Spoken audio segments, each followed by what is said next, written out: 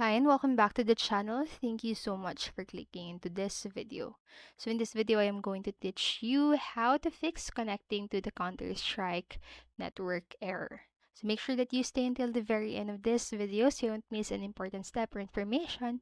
And without further ado, let's get on it. So the first thing that you can do is to try performing basic repairs. So before diving into technical fixes, make sure first to restart the game at least once because there's a possibility that the error can appear due to a temporary in-game glitch. So to fix this, consider restarting first the game.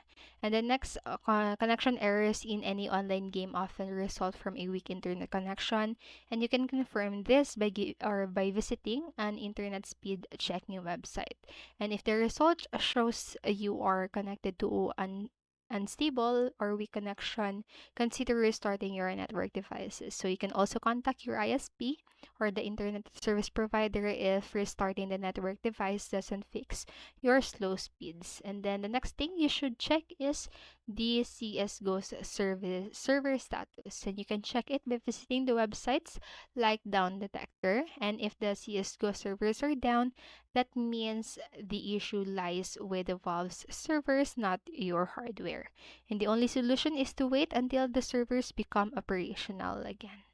And then next, what you can do is to enable data execution prevention. So data execution prevention is a memory protection feature that stops malicious code exploits. So it keeps an eye on specific memory regions and prevents them from executing malicious codes.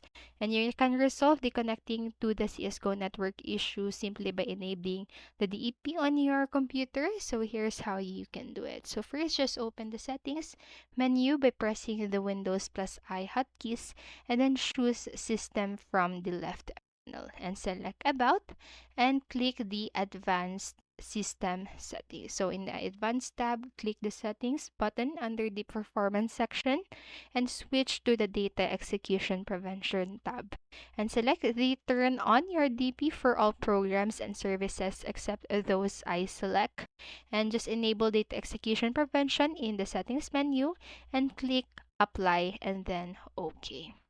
And so that's it for this video, and I hope this helped you. And if it did, please make sure to like, subscribe, and hit notification bell button so you won't miss a video. Thank you so much for watching and have a great day. Bye bye.